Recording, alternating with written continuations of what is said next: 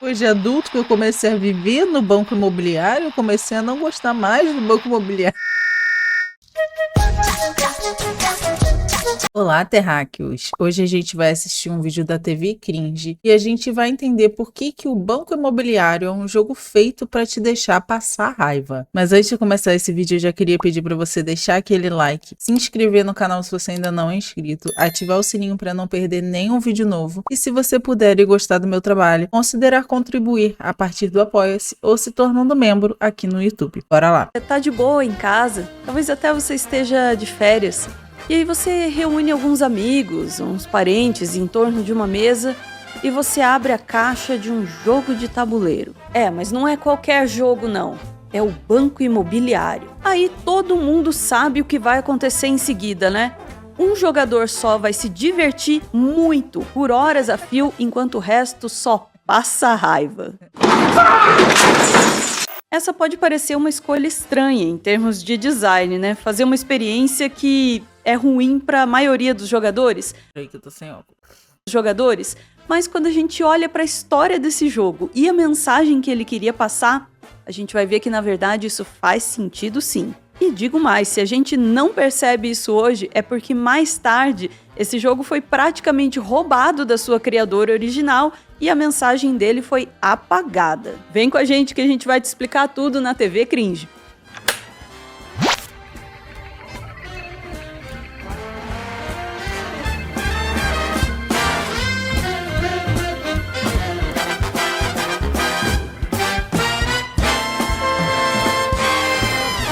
Olha, a gente não vai medir as palavras aqui não. Do ponto de vista das mecânicas, Banco Imobiliário é um jogo ruim. E não é só a gente que tá falando não.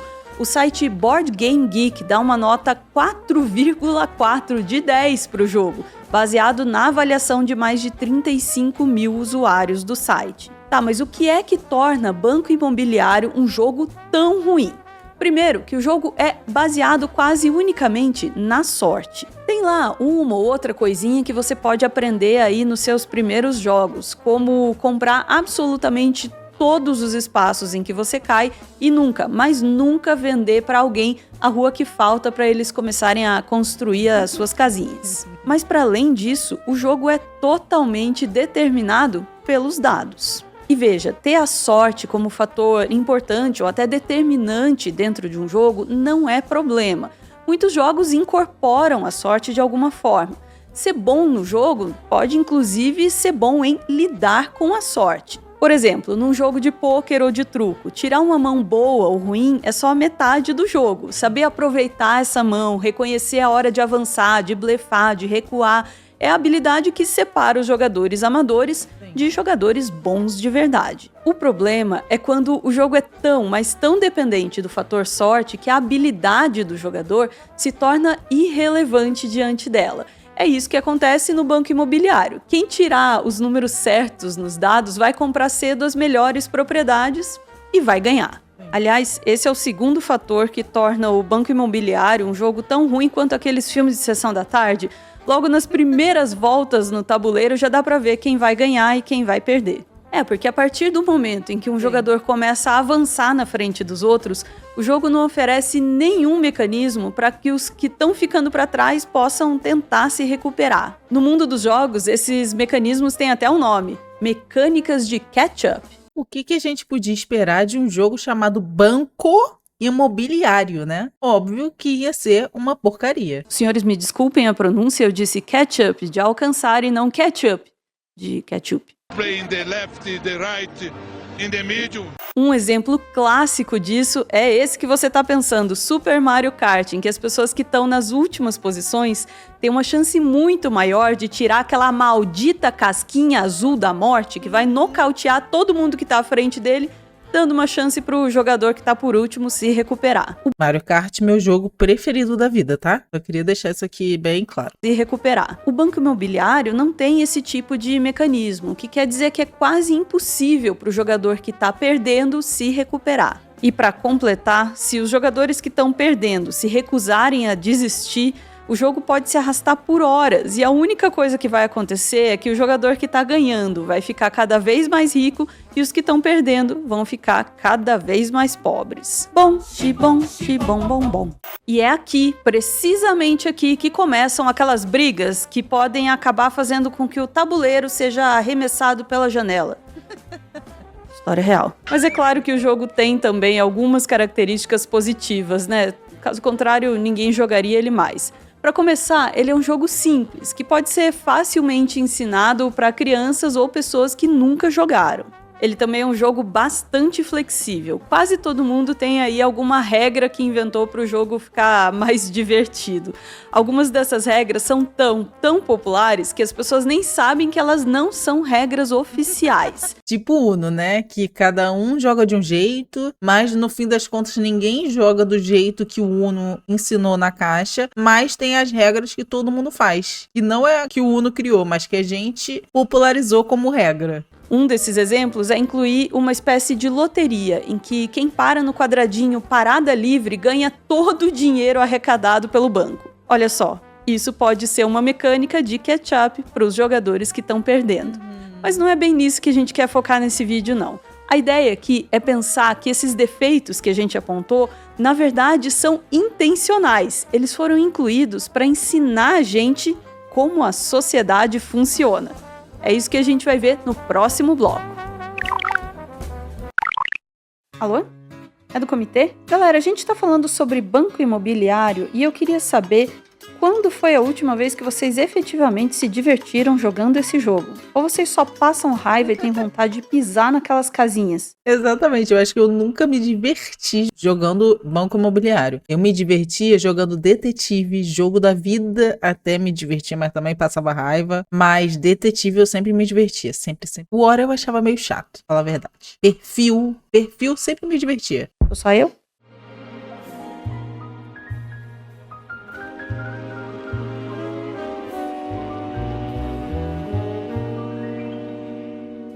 Para entender as regras do banco imobiliário, primeiro a gente precisa conhecer a criadora do jogo, Elizabeth Magie, ou Lizzie Magie para os mais íntimos. Uma versão bem mais detalhada dessa história que a gente vai contar aqui para vocês pode ser encontrada no vídeo Monopoly is Anti-Landlord Propaganda, ou Banco Imobiliário é uma propaganda antiproprietário, no canal Tom Nicholas. Nascida nos Estados Unidos em 1866, a Lizzie fez de tudo na vida.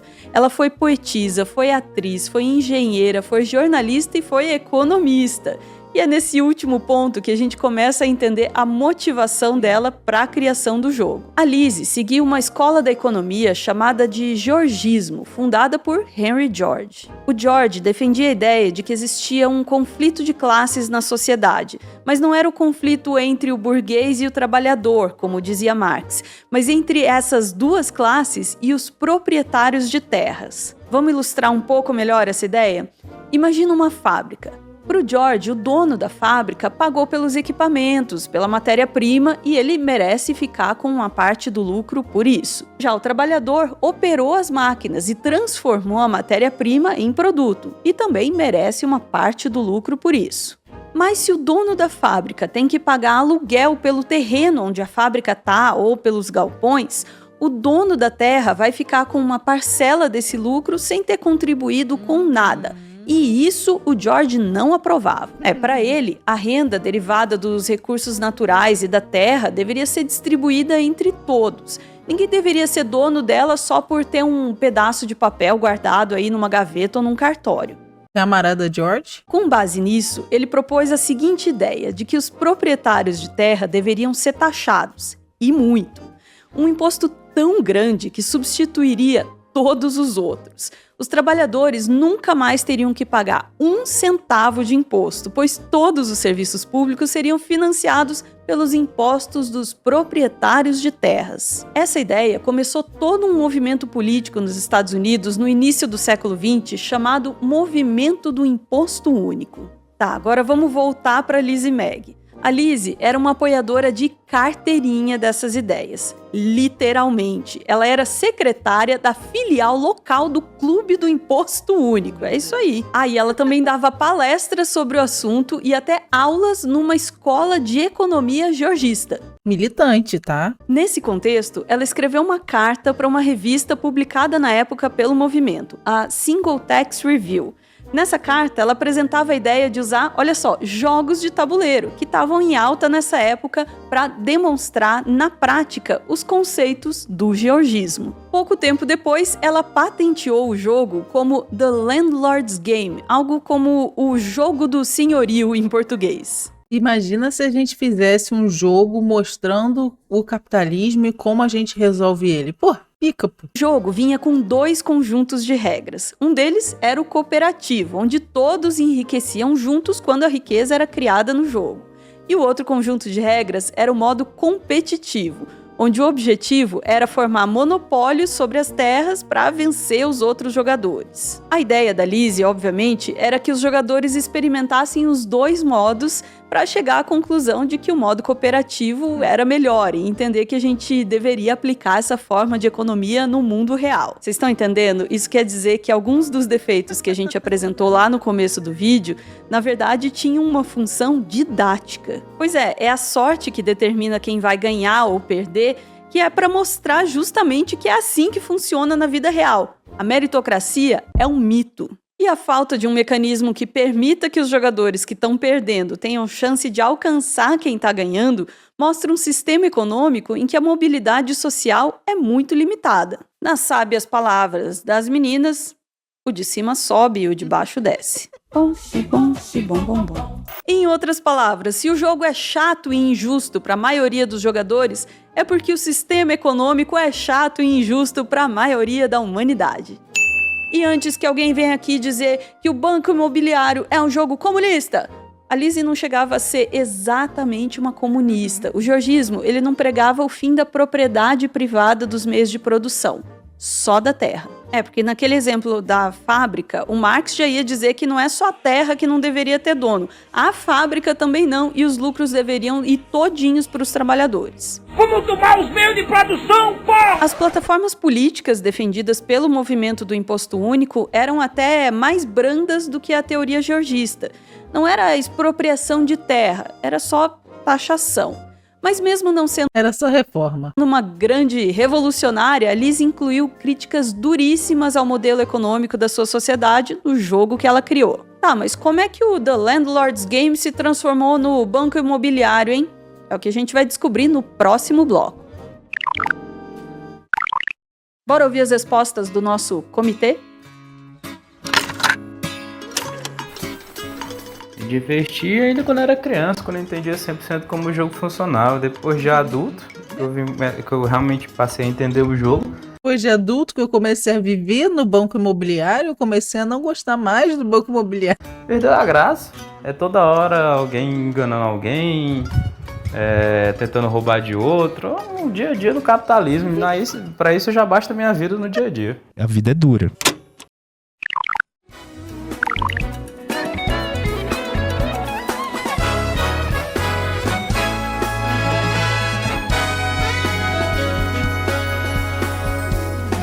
O ano é 1973. Um professor de economia da Universidade do Estado de São Francisco, chamado Ralph Anspach, decide criar um jogo de tabuleiro para satirizar o banco imobiliário, que era visto por ele e por quase todos como uma celebração do capitalismo. Ele chamou o jogo de Anti-Monopoly, em referência ao nome em inglês do banco imobiliário, Monopoly.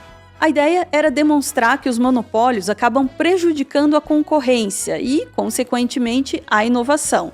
E também a importância das leis antitrust criadas para enfrentar esses monopólios. Não foi uma boa ideia. No ano seguinte, a Parker Brothers, uma das maiores empresas de brinquedos na época, processou o Anspach por infringir a patente do jogo que eles tinham comprado do verdadeiro inventor, Charles Darrows. Cara, essa história tá meio estranha, né? O jogo não tinha sido criado pela Elizabeth Magie? E como é que ele foi parar nas mãos da Parker Brothers? E quem diabos é Charles Darrows? Me perdi, gente! Pois é, em 1974 era praticamente consenso que o banco imobiliário tinha sido criado pelo Darrows, quando ele estava desempregado graças à crise econômica de 1929. Porque Deus me livre uma mulher criar um jogo sobre monopólio, né? Isso é um absurdo, obviamente, jamais seria verdade. E que ele tinha vendido o jogo para Parker Brothers em 1935. E foi justamente a defesa do Anspach nesse processo que trouxe à tona a história da Lizzie Magie. Vamos lá, partindo de onde a gente deixou a história da Lizzie Magie no bloco anterior. Ela chegou a produzir o jogo que ela inventou comercialmente, mas ele passou bem longe de ser um sucesso de vendas. De acordo com a própria Lizzie, os custos que ela teve com o empreendimento foram muito maiores do que os lucros com a venda do jogo. Mas isso não significa que o jogo falhou. Pelo contrário, em muitos lugares dos Estados Unidos, o jogo começou a se popularizar em versões diferentes. As pessoas faziam os seus próprios tabuleiros de tecido e as suas próprias cartas escritas à mão, muitas vezes fazendo pequenas alterações aí nas regras. A popularidade do jogo acabou indo além da bolha do georgismo, e logo ele começou a chegar nas universidades e até no público geral. É como está explicado no vídeo Monopoly's Dirty Secrets, Theft, Erasure and Capitalism. Ou Os Segredos Sujos do Banco Imobiliário, Roubo, Apagamento e Capitalismo, do canal Extra Credits. Lá eles explicam que a Lizzie até tentou fazer uma segunda patente em 1924 para retomar o controle do jogo, e inclusive tentou vender essa patente para Parker Brothers, mas sem sucesso. Enquanto isso, uma das versões caseiras do jogo, baseada principalmente no conjunto de regras competitivo, se tornou muito popular na comunidade Quaker de Atlanta, graças a uma professora chamada Ruth Hoskins. A gente pode até dizer que foi aí que o jogo adquiriu o formato pelo qual a gente conhece ele hoje. De lá, o jogo foi levado para a cidade de Filadélfia por um empresário que o apresentou para Esther Darrow, que finalmente mostrou o jogo para o seu marido, Charles Darrow. Sim, é aqui que o Charles entra nessa história. O Darrow resolveu começar a produzir e vender essa versão do jogo com o nome de Monopoly. Em 1933, o Darrow patenteou o jogo e, em 1935, vendeu os direitos de produção para Parker Brothers por $7.000 mais os royalties, se apresentando como o único criador original do jogo. O salafrário. Ô Charles, que cara de pau, olha só. Sim. Numa carta dele para Parker Brothers, ele escreveu assim: estando desempregado na época e precisando muito de algo para ocupar o meu tempo, fiz à mão um jogo muito rudimentar com o único propósito de me divertir. Lembrando aqui que a mesma Parker Brothers não quis saber do jogo original vendido pela Lizzie Magie. Aliás, quantas mulheres foram apagadas nessa história, né? Além da Lizzie, que criou o jogo original, também apagaram a Ruth Hoskins, que popularizou as regras competitivas em Atlanta, e até a Esther Darrow, que foi quem apresentou o jogo para o marido.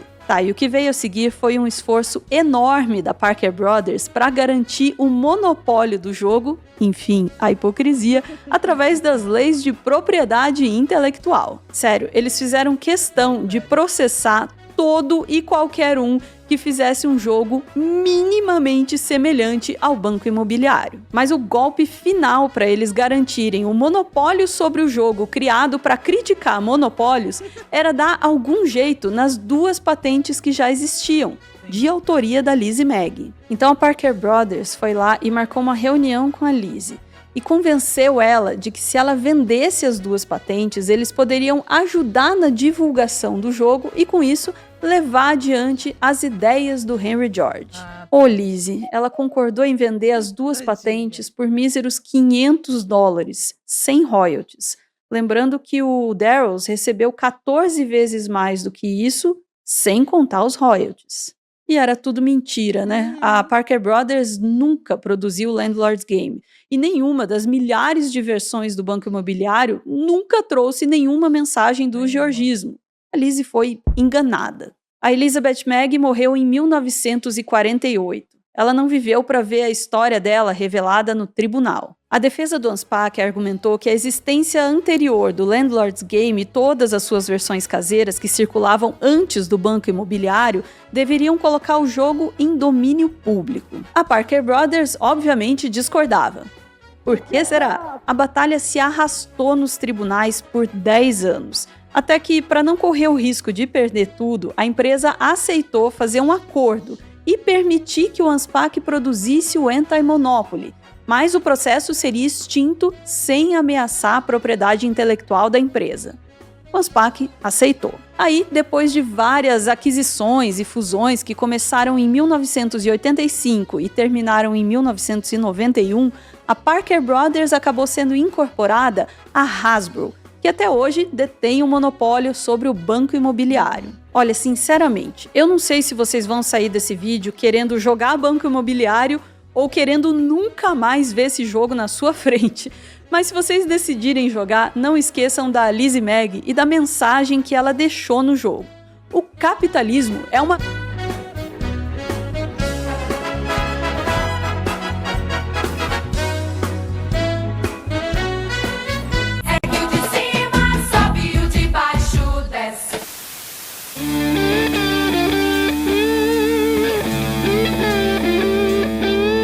Achei ótima essa frase do final, né? O capitalismo é uma merda. E é isso, né? Eu acho que eu fiquei com talvez um pouquinho mais de vontade de jogar Banco Imobiliário agora, sabendo dessa história, né? Mas, enfim, né? Que tempo que eu tô tendo pra jogar Banco Imobiliário também? Não tô. Mas é isso, eu adorei o vídeo. Espero que vocês tenham gostado também. Por isso, já deixa o like. Se inscreve no canal se você ainda não é inscrito. Ativa o sininho pra não perder nenhum vídeo novo. E se você puder e gostar do meu trabalho, considere contribuir a partir do Apoia-se ou se tornando membro aqui no canal para ter acesso a conteúdos exclusivos. E é isso, beijos, até o próximo.